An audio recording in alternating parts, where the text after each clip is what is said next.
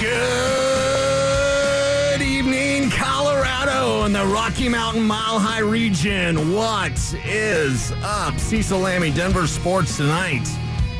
Happy to be joined by my man, Dave Kluge, at Dave Kluge on Twitter, and, of course, work together at footballguys.com. Dave, welcome in. We got to pick your brain about your favorite team, which is the Chicago Bears. Now, it's a Broncos show, so we are going to talk about the Bears. We're going to talk about the Bears because of Justin Fields and how Justin Fields would look running a Sean Payton offense. Where do you stand on the former first-round pick most Bears fans love, I assume?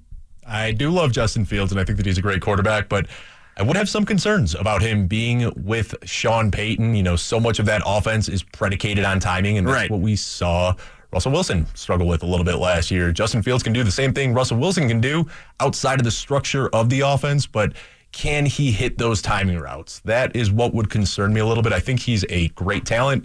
I think that he would be in a good situation with Courtland Sutton and jeudy, but I don't know if that offense is going to be best for Justin Fields. Right, and the thing with Fields, and this is not offensive whatsoever, although some people may think it is he a younger version of Russ, basically? Like what you're describing, off script, you know, kind of make plays happen as things unfold. A chaos quarterback is what I call it, and Sean Payton clearly wants a timing quarterback. I think that's a perfect way to put it, and I just talked about that recently where I said that in a perfect situation, I think Justin Fields could be a potential Super Bowl winner, you know, just like Russell Wilson was with the Legion of Boom and having a prime Marshawn Lynch, but he needs that sort of supporting cast. I don't know if he's shown enough at this point in his career that he can elevate everybody around him and be that perennial guy in the playoffs. I think he kind of needs to be in a perfect ecosystem. So as a Bears fan who lives in Colorado now, and welcome to Colorado, you've been here a while. Loving it, by the way. Yeah, we live in a postcard, right? Right. What do you think when Broncos fans clamor for Justin Fields? Because there is that out there, right? And they're sitting there at 12 right now. You see a lot of Broncos fans say, stay put, get who faults you. I don't like that. I want to move up. We're going to get to that coming up in about 25 minutes or so about the advancement you can do for your franchise by moving up. And I ain't talking about moving up to 5, everybody. I'm talking about moving up to 1. But when Broncos fans that you run into say, we got to get Justin Fields, Russell Wilson will be gone. Like, that's just a given right now. We're going to make that wild assumption. It's 99%, 99.9% going to happen. But when Broncos fans tell you, we want Justin Fields, how do you respond to that? I get it. He's fun. He's exciting. He makes the big splash plays. He can do a lot with the ball in his hand as a rusher.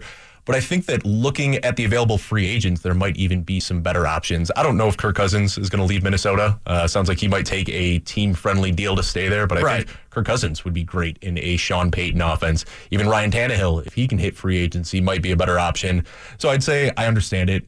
I'd be allured by a talent like Justin Fields as well. I just don't know if it's a great fit. So what has been the disconnect? The Bears blow out all of their staff offensively except for Matt Eberflus. We'll talk about their new hires and how that could signal Caleb Williams a little bit later. But, like, what has been the disconnect with Justin? Because we know the physical talent is there. That's obvious. He's got the arm. He's got the insane athleticism. Some say even more athletic than a Michael Vick. Mm-hmm. Where's the disconnect been for you? He just simply holds the ball too long. I think that's what it comes down to. That sounds exactly like Russell Wilson. Exactly. And that's why I don't know if Justin Fields is necessarily the cure or the fix for the problems that the Broncos had last year with Russell Wilson. I think it would just kind of be restarting the same issues all over again. Somebody holding onto the ball a little bit too long, unable to hit the timing routes, and, you know, inevitably there's probably going to be some messy divorce between Justin Fields and Sean Payton at some point in the season. Or Sean Payton would just go back to TV. Right. I mean, he didn't come back. I said this yesterday on whatever show. KJ, I talk a lot, so I can't remember what show it was, but I was like, Sean Payton didn't come back so that he would be like, okay, or just kind of making the play. Hey, about the wild card, Sean Payton came back to win a Super Bowl. If he doesn't think Justin Fields could do that, they're not going to trade for Justin Fields, even though some in Broncos country want that, because honestly, it would be cheaper. It would be cheaper for the Broncos to get Justin Fields. I leave for the All-Star road trip on Friday. I will know more this next week. But the early buzz that I'm picking up from my friends in the scouting community is you could get Fields for a second. And that might even be a little high. Yeah, I think Bears fans, the Bears overall, would be lucky if they can get a second-round pick.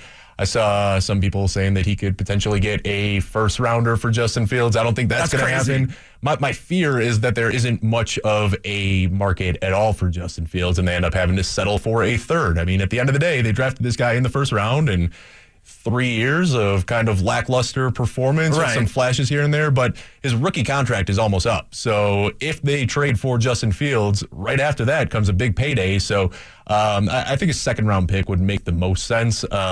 Anybody in Denver clamoring to trade 12 overall for Justin Fields, I think you should probably dispel that. And the Bears would do that immediately, although one of the things that I'm hearing right now is the Bears are going to keep number 1 overall. It will be Caleb Williams, and they're going to keep Justin Fields. Now, I've said that to my man, Birdman, Zach Bye, who was in earlier with Philip Lindsay. Phil was like losing his mind. How are they going to do that? How do they keep both? Hey, I'm just telling you what I heard. And what I've heard from pretty good, per source, pretty good people out there is like they're going to keep one and they're going to keep Justin. You don't seem shocked by that. I think the data, like without trying to get overly nerdy here, I think the data tells us. Overly nerdy on this show. Ask KJ. He regularly rolls his eyes at me. So I don't want to get too nerdy here, but I think that would be the best thing because I don't think that there's any reason to sell low on Justin Fields. A third-round pick would be selling low. A third-round pick would be selling very low. Way low. Exactly. And I think that the data also tells us that taking Caleb Williams is the right choice to make here. You're looking at a guy who's been the QB1 atop his class for back-to-back seasons, which puts him in pretty rarefied air. You know, we're talking Eli Manning, Peyton Manning, John Elway, maybe Jameis Winston. And I think that it makes sense to draft both of these guys, but then you've got the human aspect as well. And we have seen all of the leaders in this locker room rally behind Justin Fields. Jalen Johnson, DJ Moore, you name it, they want him to stay there.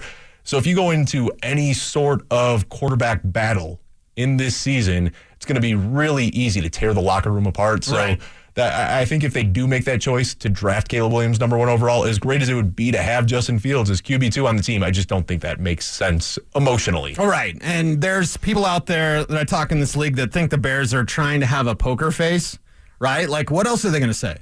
Are they going to say, here's Justin Fields, everybody's available? No, they're going to say, you know, we're going to keep him. They're trying to up his price, but don't we all see through that? Don't we all see Caleb Williams? Don't we put the dots together that they've made moves to put in place that Caleb Williams would be their guy? And as much as they love Justin, they can say how much they want to keep him, but the people I talk to, decision makers that I talk to, do not believe the Bears when they put that out there. That's surprising because I could see fans kind of falling for that trap a little bit. Okay. Like, yeah, of course, you know, they want to come out and say, we love the improvement that we've seen from Justin Fields this year. We have faith that he could be the quarterback of the future. Saying anything different just completely negates any leverage that they have in trade negotiations. So, of course, they want to say that maybe we're going to keep him. Maybe we're going to go with 101.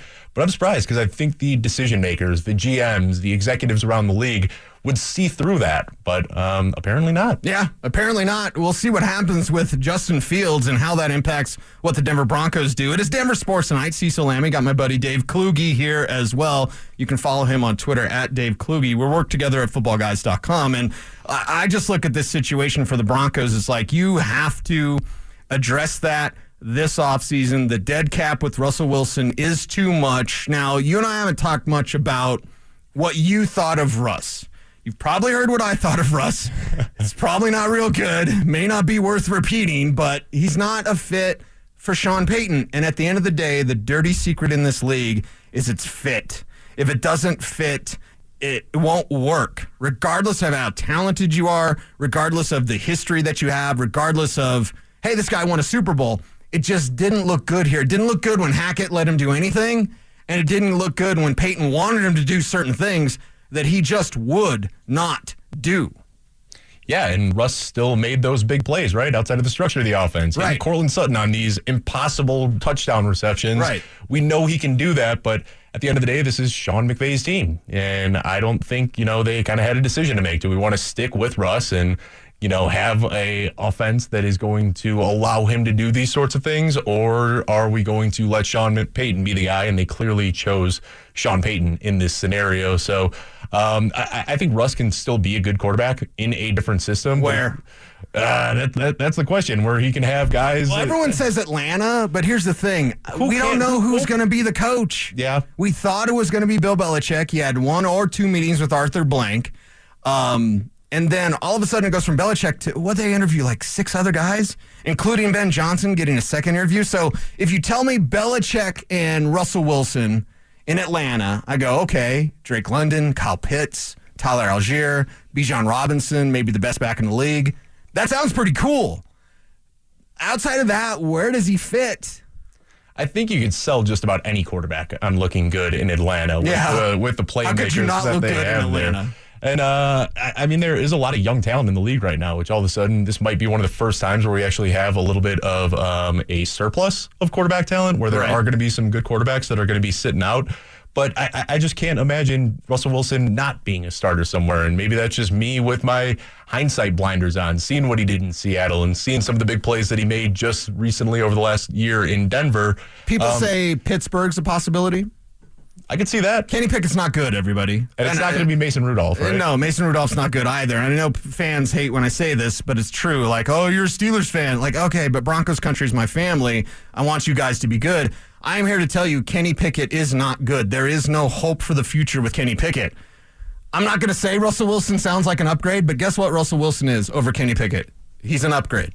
What about Las Vegas as another potential option, maybe? Oh, now he's a villain? Yeah, I mean, he's playing the Broncos in their own division, coming back to stick it to Sean Payton. Crossing the line, but I can see it. I mean, Antonio Pierce, much like we saw with Pete Carroll in the past, he is going to want to establish the run. And whether that's with Josh Jacobs, Zamir White, or the two of them, they're going to run the ball a lot. And then you've got some talented pass catchers in Devontae Adams and Jacoby Myers. You're not asking him to hit these timing routes. Maybe that is a good fit for Russell Wilson. Yeah, and he's kind of at that point of his career where he'd be a Raider, and that's the thing. Like, Broncos fans would hate him even more. I don't think Broncos fans hate him necessarily, but if he goes to the Raiders, I guarantee you fans are going to hate Russell Wilson.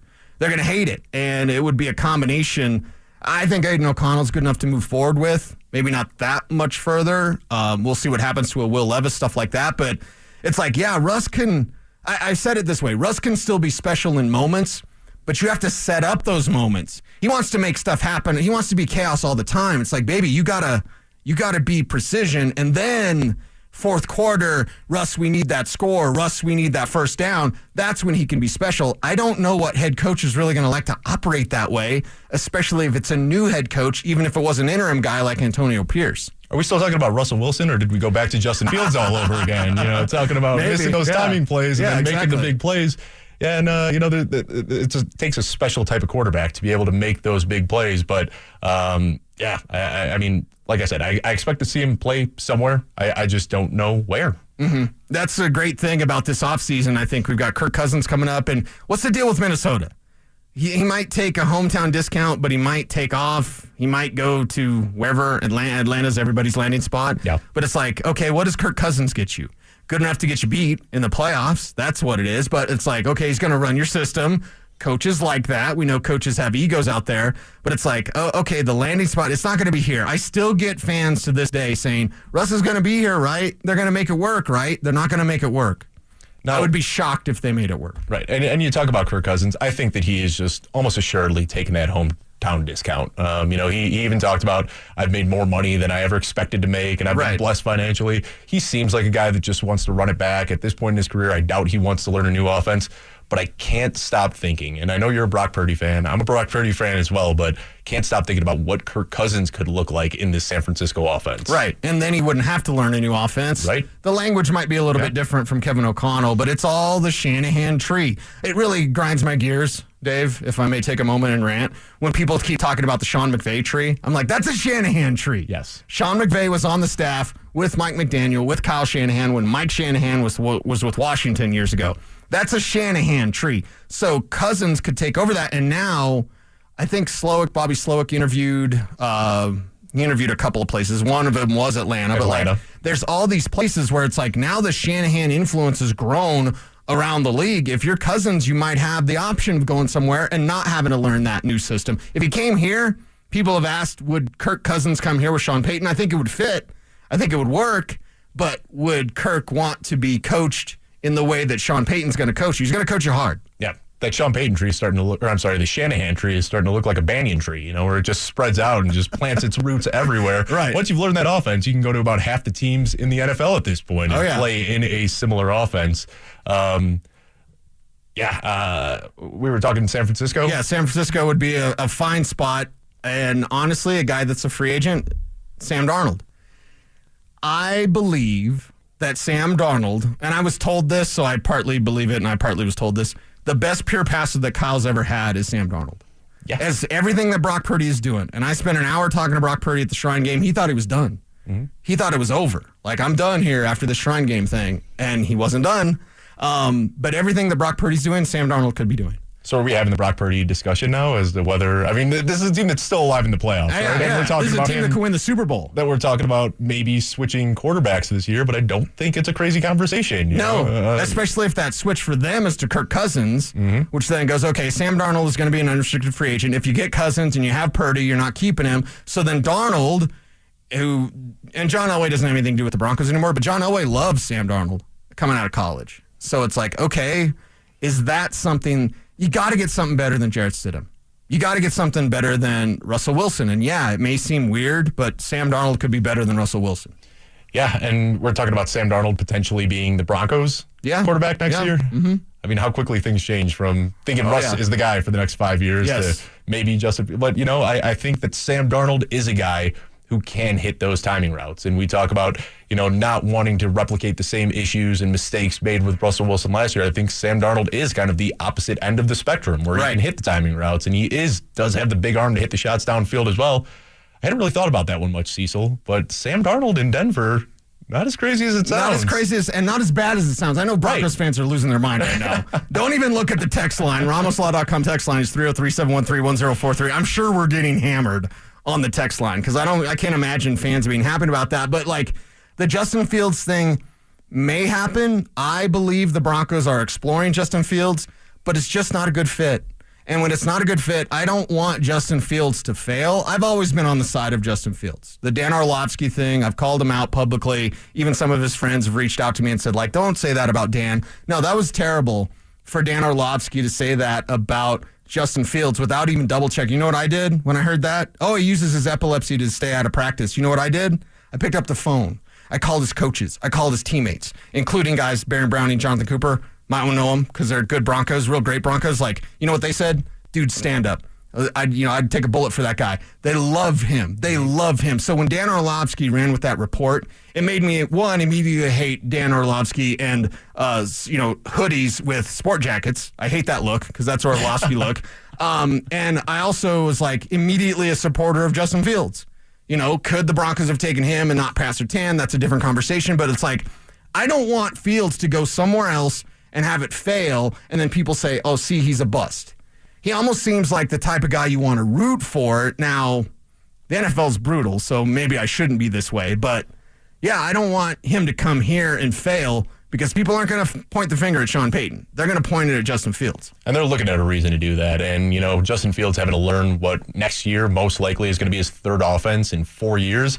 That's tough. That's not good. That's tough for any quarterback. Yeah. Not many quarterbacks are going to succeed in a situation like that. Right. And I think, as a Chicago fan, as somebody who's really grown to like Justin Fields over the years, I can say that he is an easy guy to root for. Like you said, it's really hard not to root for the guy. He never says the wrong thing. He always takes accountability for the mistakes. The team rallies behind him. The fans love him. And I think that's why you hear so many Bears fans now clamoring that the Bears need to trade back from 101 just because Justin Fields is a lovable guy and super easy to root for. Well, you're a Bears fan. Wouldn't you take, and what would it take for 101? Let's go there. Let's go number 12 to 101. Jerry Jones has got his draft chart out somewhere, but it's like, okay, so it would take 2 first-rounders and Pat Surtain. Okay, if you're the Bears, you're a Bears fan. Yeah. Broncos pick up the phone. They say, hey, we got 2 firsts, we got 12, we got next year's first, and we got an all-pro corner in Pat Surtain. Are you saying yes? I don't think so. No? I don't. 2 firsts and an all-pro corner. Are you talking 2 firsts besides the 12th overall pick? No. I think it would need to be 12. 3 firsts? And 2 additional firsts. Well, then it ain't Surtain. Yeah. I think that's what they want to look for. Wow. Considering the package they got last year for Bryce Young, they're going to want more than that. And what you're saying right now, 12th, next year's first, and Pat Surtain, you can look at Pat Surtain and DJ Moore as sort of a wash. I think there needs to be a little more on top. I'm going to be very offensive without being offensive. So corporate, don't email me. I don't need another meeting about this. Dave Tepper's not running the show. Yeah. Dave Tepper is not the most highly thought of owner in the NFL. Dave Tepper may not be the brightest football guy. He's obviously smart. He's obviously a billionaire. I'm trying to be nice. I don't want to get in trouble, Dave. I've already done that too much. But it's like, this ain't Dave Tepper making that decision. So what they got, it's like, well, I collect everything. So do you collect anything? Do you collect football memorabilia? I collect comic books. I collect baseball cards. Okay. Yeah. Someone has an old baseball card, right? Mm-hmm. Let's say it's Don Mattingly, right? And I'll go really old, probably before your time. And they're like, I want $150,000, right? It's on Friday. Like, you're not going to get that. You're not going to get that. The Bears may want more, but this ain't inflation. It's Dave Tepper messed up and gave you too much for Bryce Young. So to say they want more, I get that. It makes sense. But the reality is Tepper's terrible at his job, and he puts his fingers all over the pie in Carolina. It's why nobody wants to go there. Poor Dan Morgan. All due respect, it ain't Dave Tepper making this deal. I get what you're saying, but we see it every single year during the NFL draft that one team makes the mistake. All it takes is one team to overpay. We thought that, the Washington, they overpaid for RG3. Right. A few years later, San Francisco overpays for Trey Lance. 2 years later, the Carolina Panthers overpay for Bryce Young. Somebody this year, if they really, really want to, and they want to move up to 101, they're going to have to overpay because the Bears aren't in a position where they're going to settle and say, this is fair enough. I'm looking at my trade chart right now, and this tells me that this is a fair trade for 101. The only way they're moving out of 101 is if a team vastly overpays. So sure, is the 12th overall pick, Pat Surtain, and 2 future firsts probably too much for 101? Yeah, but I think that's the only way that deal is happening. Wow. I don't like that then. Honestly, I don't like that at all. And I'm of the mind of trade whatever to get your quarterback, but there has to be some reason in it. And it seems like Chicago's asking price may not be reasonable whatsoever, which goes back to they're going to keep it. They're going to keep Fields because you're not going to trade Fields for a third rounder. If you do, that's just not a good look. Right. And then you're going to keep 101 and you're going to draft Caleb Williams. You're going to have Caleb Williams and Justin Fields. Yeah, and I don't think that there's, I mean, like I said, I think it makes sense to keep both of these guys, but emotionally, I don't think that that's going to happen. I think, a lot of people are looking at this Shane Waldron signing, which still, weirdly enough, hasn't officially been announced. We got rumors that they were going, but it's Shane Waldron, but wait. Yeah. So let's assume Shane Waldron, just for the sake of this discussion, is going to be the offensive coordinator for the Bears. Okay. I don't think he takes that job if they know that they're sticking with Justin Fields. So Shane Waldron, arguably the best offensive coordinator available in this cycle, could have had his pick of just about any job he wants to. Yeah. Don't you think he was probably allured by the idea? There was something said behind the doors, maybe, that said, hey, you can come here you can get Caleb Williams? Let's say what you're not saying. Yeah. And I don't even know if you know that you're not saying what you're not saying that you know that you're not saying. Is Justin Fields a coach killer? Oh, I don't think that's what I'm saying at all. But I think... Hey, you said, Shane Waldron would be really attracted to come to Chicago to coach Caleb Williams, but not Justin Fields? I think it's a tough sell to say, come here and coach Justin Fields and fix this guy going into the final year of his rookie deal, teach him his third offense. That's a really tough sell. I think it's an easy sell to say, come here where we've got DJ Moore for the next 4 years. We're about to draft Caleb Williams 101 overall. I'm sure you've seen the connection with the QB collective that Shane Waldron was a part of and that Caleb Williams is in right now. So I think it's kind of a Rorschach test among Bears fans. They see what they want to see, because I've seen some people say, well, Shane Waldron and Justin Fields would be a match made in heaven. The Rorschach test, what I'm seeing when I look at this ink blot, is that Caleb Williams is getting drafted by the Bears. Right. And why that means so much, and if you're going to mention Rorschach, I'm going to go Watchmen and say, do it! It's a deep pull. KJ, you're probably like, you big nerd. You didn't ever watch Watchmen? You never watched Watchmen? You're missing out. I've only watched maybe 10 movies in my whole life. So. Okay, all right. Watch Watchmen. It's like 4 hours long, so... Be careful. All right, it is Denver Sports Night. Cecil Lammey. Dave Kluge, my buddy from footballguys.com, is joining me, and Dave did a research study of why the first overall pick is just worth so much more than even number 2, number 3, and so on. We get into the advanced data next.